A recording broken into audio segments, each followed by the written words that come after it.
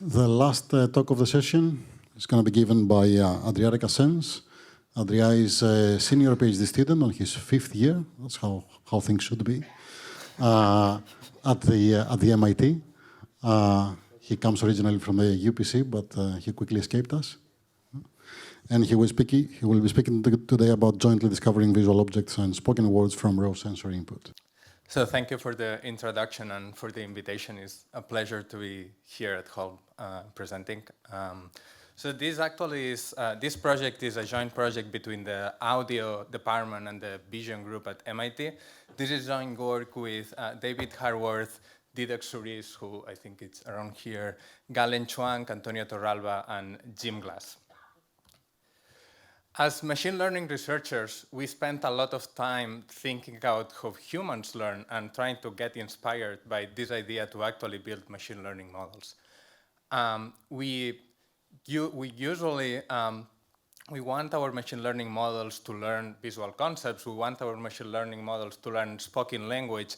But usually to get these things learned, we use very rigid labeled data sets that are not really how humans learn. So I think this is one good example of how a human would learn. So there is audio here. And hold on. Then I curl up in my hollow tree and dream about spring. The end.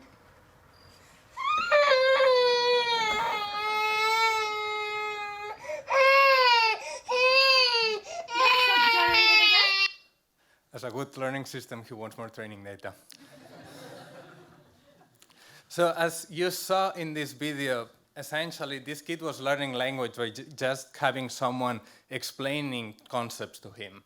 So of course the kid doesn't know how to read. So text is not an option if we want to actually mimic this behavior, because so this kid is like 1 year, 2 years old. They don't know how to read, but at the same time he has the ability with this audio input to learn a lot of concepts. Furthermore, actually, text comes pre-segmented because you've got the words and you have actually the word boundaries.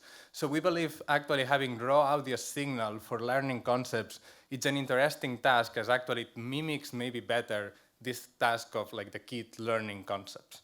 So basically, we forget about text, and what we want to do here in this paper is to learn concepts just from raw audio images. So essentially what we expect to have at the end is, if we have a raw audio signal, essentially someone describing an image just by voice, we want to match the different parts of the descriptions to the different parts of the image. So if someone mentions lamp, we want to say, oh, actually the lamp is in this part of the image. If someone mentions a tree, we want to say, okay, the tree is that part of the image. So the first thing that we needed is actually data. So what we did is we built a large-scale data set by just going to Mechanical Turk and asking people to describe images.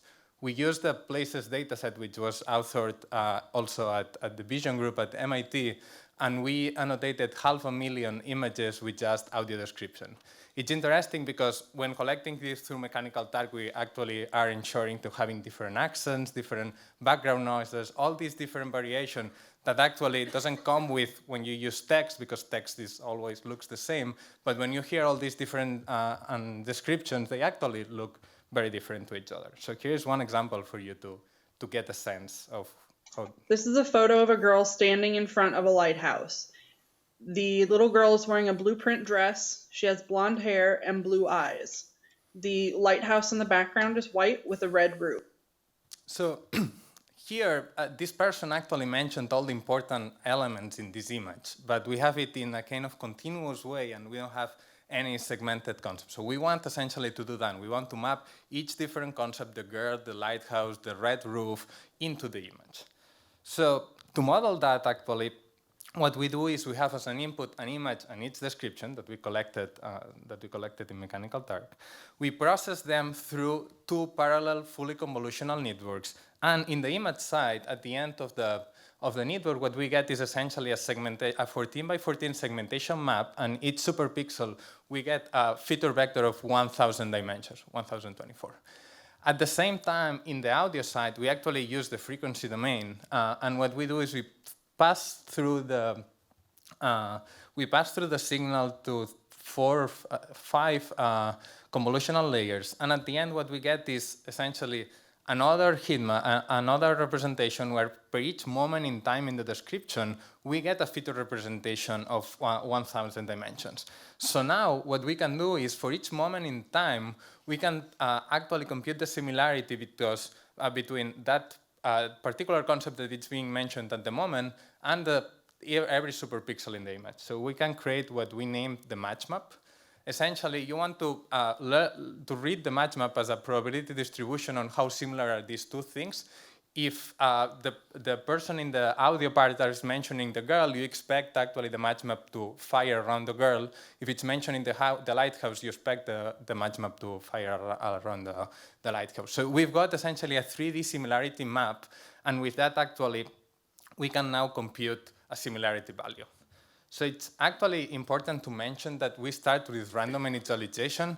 If we start pre-training with actually labeled datasets, then nothing of this actually makes much sense because we want to see if we can learn concepts from raw audio data. But if we use ImageNet and then we have all the 1,000 labels, then yeah, of course we're going to learn those concepts.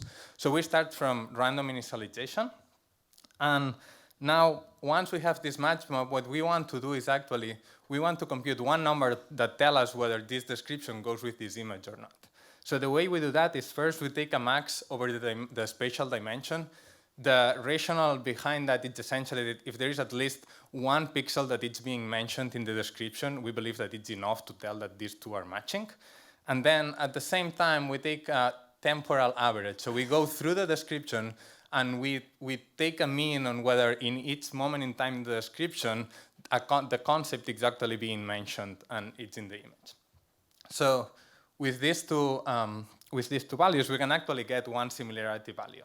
And now that essentially we have a loss, because once we have a description and we have an image, we can compute a loss. We can use this similarity value to train using the triplet loss. So that I guess some of you are familiar with the triplet loss, but I'm going to go just quick to remind you about what we do here. Essentially, we have now one image. We have a description of the image. And what we want is these two to be close. So to be close means to have high similarity. So we're going to train this to be maximized when the description corresponds to the image. But then what we could do is to take a random description of another image, and we want this to be a small number. So we want to push away this description and this image. And at the same time, we can do the same with a random image. So now actually we want to push away the description with a random image. So by doing that, at the beginning what we get is random Matchmap, but we can start training and you will see how when I actually play the video, the concepts will start forming. This is actually epoch by epoch. We train for 100 epochs, so you will see how things evolve. So essentially, at the beginning it's random, but very quickly, we start seeing all these concepts that start forming. And at the end, you see that the girl is there, the lighthouse is there. I will see a different visualization that might be better for that. But essentially, you see how from random, we start having these concepts after seeing all these captions. So now, what I'm going to do is I'm going to play the same heat map, but I'm going to project it to the image, and I'm going to play the audio. This way, actually, you can hear the audio. And what we expect to see is that every word that we hear, we see it highlighted in the image. This is a photo of a girl standing in front of a lighthouse. The little girl is wearing a blue print dress. She has blonde hair and blue eyes. The lighthouse in the background is white with a red roof.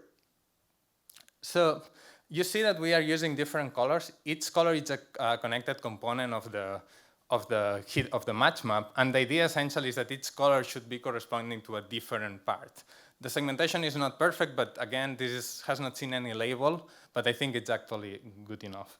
So we'll see more examples now. Here in this picture, there's some skiers going up a mountain. Large brick castle is in the distance. It is surrounded by bushes. Here we see a stretch of grass and a small road leading up to a very old ancient ruin. A white and blue jet airliner near trees at the base of a low mountain. So This is, I think, a good qualitative reason why this seems to work, because we can, when we see the video, we see that both concepts match. But we wanted to go actually and do some quantitative evaluation on whether actually the concepts that are being said in the descriptions are matching the concepts in the image. So what we did is we took a segmentation data set where every pixel is segmented in a class, and we did match some of the words with their correspondence segmentation classes. So building is clear, you got building, then we did match blue with sky, trees with trees, sky with sky, and that essentially, we computed the purity of the concept. So every time someone says building, is it actually firing in a real building or is it firing somewhere else? And at the same time, you can actually look at whether when it's firing in a building, is someone saying building or they are talking about different things. So essentially, this is the accuracy. You see that there are some concepts that are super pure, like buildings, trees, skies, stuff like that. And then there are concepts that maybe are harder for the network to focus on. But overall, I think it's a very good experiment to show that actually we are learning these concepts. And the last experiment I'm going to present today, it's another experiment to show that we are learning some concepts here. And the way the thing we did here is we went into the 1,000 feature representation, and per each feature in the representation, we looked at which images and which audios did activate these features. So if we go in the image side, we can take a particular feature, which I'm going to name neuron now, and essentially compute which images and which part of the image actually are activating this neuron. So we see here that this unit is focusing on water because all the images are related to water. And at the same time, if we go to the same corresponding neuron, we will have audio. So you don't see it here, but essentially this audio repeats water, water, water. So what we did is, with these correspondences between audio and image, now we can actually build a dictionary, because we have the audio part, we have the image part, so we can build an audiovisual dictionary. So these are some examples of the audiovisual dictionary. You see that we learn words like buildings, furniture, water, tables, flowers, rock. And then we came out with a concept value, which if someone wants details, you can ask me offline and I can give it more details, but essentially, it computes whether these two things match or the image side is focusing on a different thing than the audio side. And essentially, we can compute that we learned 270 concepts. As at the beginning, this was essentially the goal of the project. So we essentially showed that we are able to learn concepts by just raw audio data. Thank you very much. The data and the code is available online, so just go here and play with it. Thanks so much. Thank you.